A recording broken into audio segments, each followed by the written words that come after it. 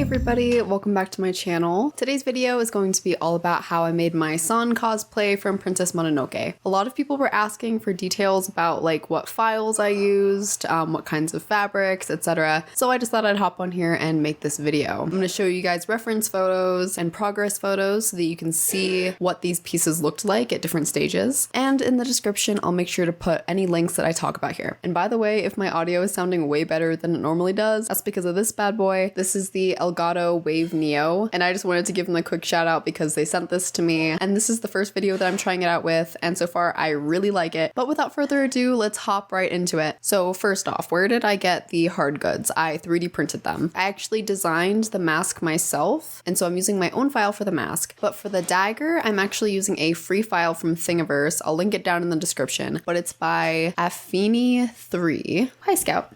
Hi, baby.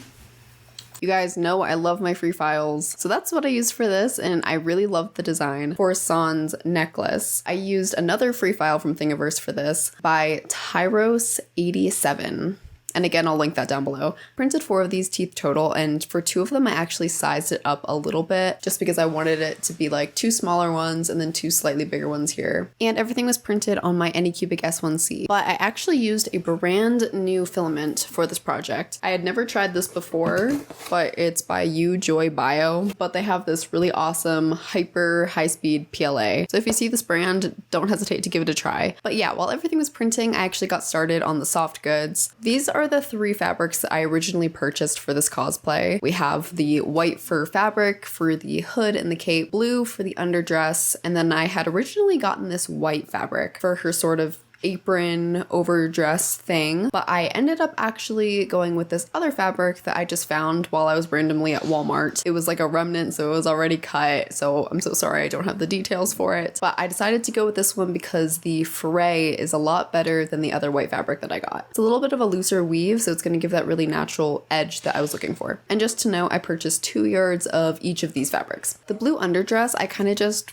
winged it. I didn't have any sort of pattern to go off of, but the dress falls to about mid-thigh on me, and it's pretty fitted through the waist, and then it really flares out in the skirt part because I wanted it to have that nice flow and movement. And I did not line this. If I end up going back and revisiting this costume, doing some adjustments for a convention, I'll probably line it just because this fabric is like slightly see-through, but for right now, I just did it like this. Next up, for the apron part, I actually did make a pattern for this, but it's very simple, just front and back, sleeveless with a neckline that sort of cuts down a little bit lower. After sewing the shoulder seams, I frayed the edges. And how I did that is I basically just went in with my hands, picked out a few threads, and then let it fray naturally. And it's really hard to see from this picture, but about 1.5 inches in from the edge around the whole thing, I just sewed a straight line on my sewing machine. And that was so that the fray wouldn't go inward too far. Like at a certain part, it would eventually stop if I got to that point. And then to connect the sides of the apron, I first stitched it together with my sewing machine, and then I went in with a needle and embroidery thread to put in these big stitches and give it that handmade look. And then this next part was a lot of fun. I did all of the weathering on the blue and white soft goods, and I just did this with really watered down acrylic paint, dabbed it on with a big brush, did some dry brushing as well. I did some light brown, dark brown, and then on the white part, I actually did some red to resemble some splattered, smeared blood. Okay, now back to the hard goods. For the mask, ears, and dagger pieces, I first gave them a rough sand with 80 grit sandpaper. And if you've seen any of my other videos, this is the exact same 3D print processing method that I use for pretty much everything. After that initial first rough sand, I mixed some wood filler with acetone. And I talk about this method way more in depth in some other tutorials, but you basically just want to mix it until it's about melted ice cream consistency. And I haven't tried every brand out there, but this brand, Plastic Wood, is my favorite and it has never failed me. So once it's all mixed up, I just brushed it on with a big paintbrush. And this is where the magic happens. I went back in with a thicker coat of just the wood filler onto the blade of the dagger and on the mask. And once that was like half dry, I just took a thick scrap wire that I had in my workshop and I started carving in that wood grain texture. The thing I love about this plastic wood filler is that it is super carvable and super moldable, so I was able to get some really good texture in there. And this was just like totally random. I was doing some deeper grooves, some lighter ones. And then once that was dry, I gave everything a nice light sand. Everything is so organic, so nothing had to be super precise, smooth, perfect. Especially this mask in the dagger, I wanted to feel very natural. Once that was all sanded down, I gave everything a coat of auto primer. The brand that I'm using is Rust-Oleum, and I use this for a lot of my 3D printing projects. This is just their basic auto filler primer, and I gave everything about 2 good coats. After that was dry, I went in and did some hand painting. I started with the red on the mask, and once again, I love this project because I love hand painting. So many of the projects I do involve airbrushing, but I love hand painting. So this was a lot of fun to do. I'm just using basic acrylics here. I believe this is the heavy body acrylic from Liquitex. I did sort of a medium red all over those parts first, and then I went in and I added some shadows with some dark brown acrylic. I was just kind of doing this tracing all along the edges to give it some dimension. I then added some brighter red to the central high points. Again, this is just to give it some more shape. I did the same thing with the yellow and white parts as well. The dagger and the teeth were painted very similarly. After doing a coat of white on everything, I mixed up a sort of eggshell off-white color, and I brushed it along the edges and any parts that I wanted to give a little bit of wear to. I think that this step went a really long way in making this look like actual tooth or bone instead of just flat plastic. I then repeated this with some dark brown black, just kind of doing a wash over everything, making sure to get it in those grooves that I carved out earlier. And then finally on the dagger, I painted on the brown handle and the black pommel on the bottom. And then later I went in and I decided to wrap some embroidery thread just around the handle. This is not a detail that you can see in the anime, but I had a lot of fun with this project, kind of imagining what San would look like as a real person. So I just thought this would be really cool to add a little bit of interest to it. For her armbands and headbands, I 3D printed these little gems, and then I just went in and I actually just painted white right on top of it. Ordinarily, I would have like primed these and then painted them. If I do go back and add to this costume though, I will be sure to remake this detail. For the necklace, I was originally going to put everything on string, but in order for it to keep that perfect curve, I actually decided to put everything on thin wire. So this is just some wire that I picked up from Michael's, and I also got these 2 colors of wooden beads. These are about 10-11 millimeters, I think, and for me, it worked out perfectly to put 4 beads and then a tooth and then 4 beads and then a tooth and repeat that for all the teeth. And then on each end of the wire, I just created this little loop, which I will show you how I attached that to the cape in a moment. Speaking of which, let's go back and talk about the fur. I created her white wolf pelt in 2 parts.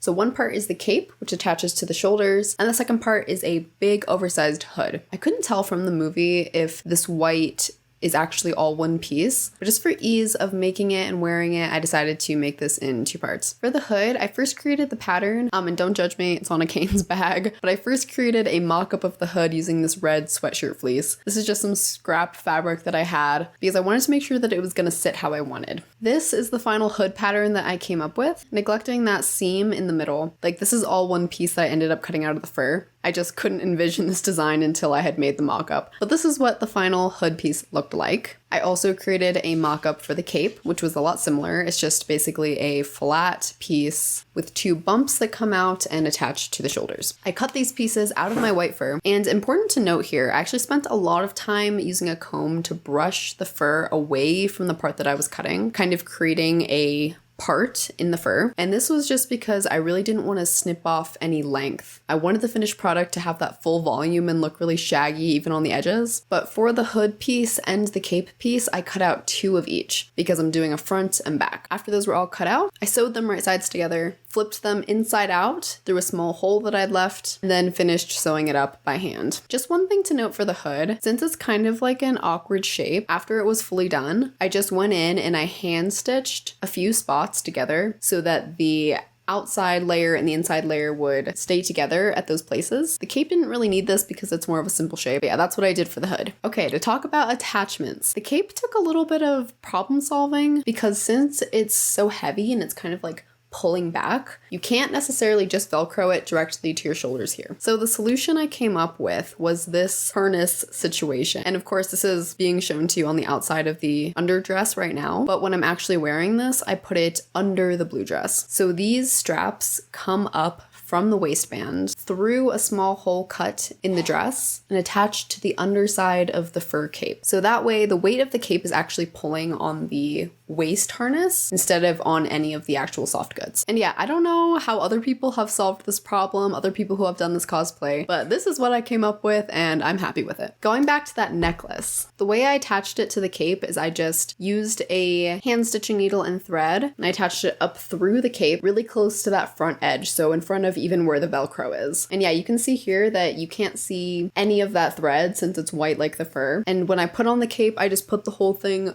over my head. Okay, and finally for the armbands. I'm just using a very simple black stretch fabric here. These are the pieces that I cut out, and what I did is I just folded it in half, sewed up the edge, flipped them inside out, and then top stitched all around the edges. And then those 3D printed gems that I made were attached with E6000. I like E6000 for any sort of attaching 3D printed parts to fabric because it dries super permanent but also very flexible. And so it doesn't have that tendency to crack and fail like super glue does. For the ears, this was a little bit hard for me to come up with a solution, but what I finally landed on was just attaching these 2 pieces of pleather vinyl to the bottom. And this is the same pleather that I just used for the harness. Those are again attached with E6000. And then what I did is I just hand sewed those right onto the hood. So just right here. Oh, and this is a reference photo I had my sister take of me so that I could know where to sew them on. Yeah, and now they're on there super securely, and that's it. That's the whole project. I did not end up making shoes for this costume. I really wanted to, but I sort of ran out of time. So for my videos and stuff, I just wore these kind of brown moccasin shoes that I already had. But again, I really love this costume and it's definitely one I can see wearing to a convention in the future. So when I go back and redo some parts of this, I will definitely end up making some boot covers. But for now, that's the whole thing. I really enjoyed making this costume. I feel like it's the perfect blend of hard good work and soft goods. And to be completely honest, this was a pretty cost-effective project. The most expensive part of this was by far the fur for the hood and cape, but even with that, I think I only spent like maybe $100 on all of the materials for this costume, which if you know me, you know that I love a good budget cosplay. So this is definitely one that you can put together for an upcoming convention pretty easily. I'm pretty sure I covered it all, but let me know if you guys have any other questions down in the comments. And again, any links that I talked about, I will put them in the description. Thank you guys so much for watching this video. If you've made it all the way to the end, be sure to like, subscribe, and if you're feeling extra nice, leave a comment down below, and I will see you guys next time. Bye!